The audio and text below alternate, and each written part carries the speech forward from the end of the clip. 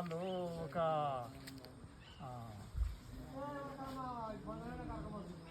అదే వాళ్ళు పాపం వాళ్ళు ఉండుడంటే ఎంత ఇబ్బంది వాళ్ళను పాపం వాళ్ళను మనకు వాళ్ళు ఎంత సేవ చేసినా కానీ వాళ్ళకు మనం అది చేయలేము. ఎందుకు? వాళ్ళు ఎంత కష్టమే, ఎండ కొట్టినా నీడకి రాదా, గొర్రెలు పోతా అంటే అవి తెంబడే ఉరుకుడేనే, మేకలెంబడి గొర్రెలెంబడి ఉరుకుడేనే, ఊరులు ఉరుతాడు మెడతాడే మన ఇళ్ళలో పోయి సపరేట్ పంచుకోమంటాం. వాళ్ళు ఇష్టపెట్టి వస్తారా? రారు. మనకంటే ఇల్లుండే ఇంట్లో వంటివి, ఇంట్లో వంటి వాళ్ళు అంటారు. గేట్లు కూడా వేసుకొని ఆ కిటికీలు మొత్తం క్లోజ్ చేసుకొని బెడ్రూమ్ లా మన పిల్లలతో భార్యతో పడుకుంటుంది. అర్ధరాత్రి కూడా పిడుగులు పడ్డా వర్షం పడతా అంటే ఒక పిల్లవాడిని చెప్తుండే మా పొలం మందం అన్నప్పుడు. ఓకే, ఒడ్లు ఇదా కట్టెలు పెట్టుకొని ఇట్లా ఒడ్డు ఇట్లా గొంగుడు వేసుకొని పండుకున్నట్టు ఆ వార్త. అలా చెప్తాంట వాళ్ళ పిల్లవాడిని చెప్తాంట అప్పుడు అంతా. ఇప్పుడు కొంచెం సుఖాలకు వచ్చింది, ఎందుకంటే ఇళ్ళలో కూడా కొడతారు. ఇప్పుడు ఇళ్ళలో పెట్టుకొని చేతులు కానీ పొద్దంతా తిరగాలి. అప్పుడు ఒకప్పుడు రాత్రి పగలు ఎప్పుడు చిలక మీద, అంటే చిలక మీద 3 రోజులు ముసురు పెడితే 3 రోజులు అక్కడనే చిలక మీద ఉండాలి. చిలక మీద ఉండాలి అప్పుడు. మరి వాళ్ళతోటి ఆ కుర్మలు గొర్రెలు కాస్తారు కదా, అసలు వాళ్ళతోటి మనకి ఏమైనా ఉపయోగం ఉందా? ఇక మన ఉపయోగం అంటే వాళ్ళ రుచి కొరకు వాళ్ళు చేసుడు పాపం, అంతేకాని వాళ్ళు మనకు మందలు పట్టరు. మందలం అంటే చెప్తే మనకు కూడా లాభమే, మన పొలాల్లో అంటే మనకు కూడా లాభమే. మళ్ళీ పిల్లలు పెడితే కూడా మనకి ఎంత ఉపయోగిస్తాయి కదా. మరి వాళ్ళు రాకపోతే మనకి ఎక్కడ అంత గొర్రెలు కాసిన 10 రూపాయలు ఎక్కువ తక్కువ సమస్య కాదు. వాళ్ళు వీళ్ళని కాపాడితేనే ఇప్పుడు మన ఫంక్షన్లకు అన్నిటికి వెళ్తాను ఇక మనం అనుకుంటాం కట్టుకొని దగ్గరకు పోతే ఇక మాంసం దొరుకుతుంది అనుకుంటున్నాం, కానీ అది ఎక్కడి నుంచి వస్తుంది?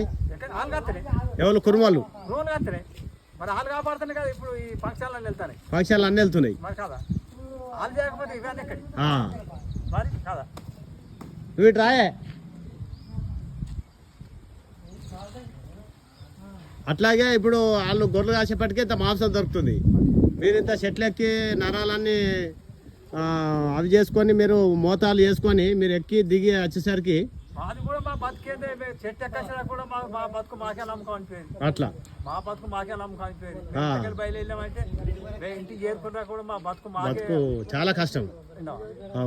భగవంతుడు దీర్ఘాలు చేసుకుంటాం కూడా అంతే.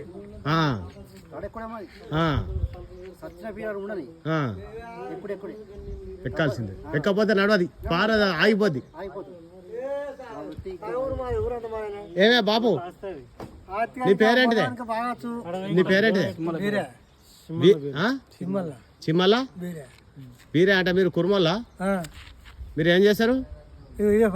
ఏంటిది అది? గొర్రెలు కాస్తారు.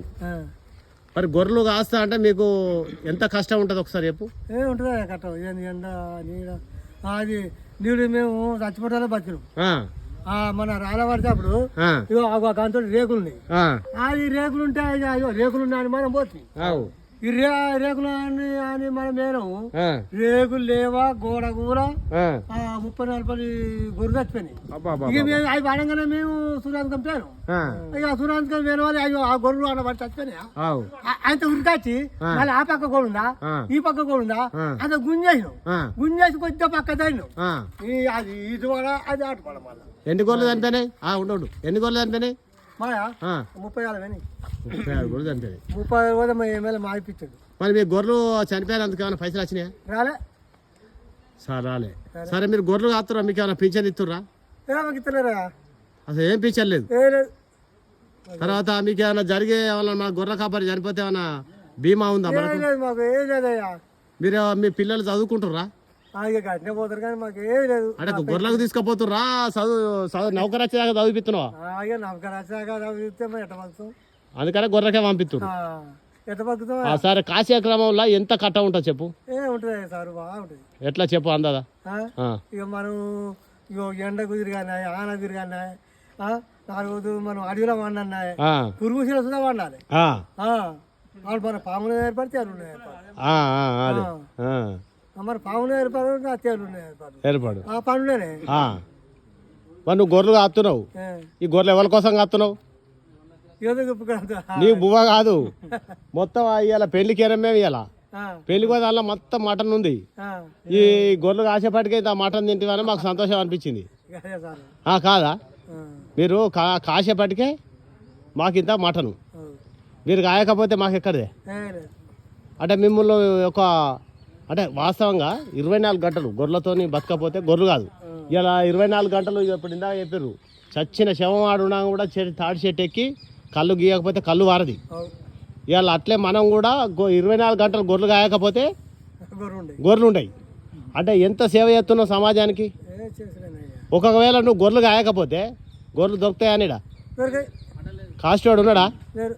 ఆ బాయిలర్ కూర టైపు, పాలకూర కోళ్ళ ఫరాల టైపు, ఈ గొర్రెల ఫరాలు వస్తాయి. అది తింటే బతుకుతామా? ఇప్పుడు ఎర్రమంది దాగి ఎంతమంది చచ్చిపోతారు? ఇప్పుడు తెల్లగాలు తాగితే ఎంత ఆనందం ఉంది. ఎర్రమంది దాగి ఎంతమంది చచ్చిపోతారు? కార్యాలు ఖరాబ్ అయ్యి గొప్పదనం అనుకోండి. ఇంకా భూములు అమ్ముకోడు, ఇంకా భూములు అమ్ముకున్నాడు. భూములు అమ్ముకోడు, ఇల్లు గుల్ల కళ్ళు వల్ల, ఎర్రగల్లు వల్ల భూములు అమ్ముకుండ్రి, కార్యాలు ఖరాబాయే, హెల్త్ ఖరాబాయే, అన్ని వాయే. ఎవరయ్యా? మన కుర్మ సంఘం జిల్లా ప్రధాన కార్యదర్శి ఇటుడు చిమ్మలబిరే. మన కుర్మ సంఘం జిల్లా ప్రధాన కార్యదర్శి, నేను కుర్మ ఉద్యోగుల సంఘం జిల్లా ప్రధాన కార్యదర్శి.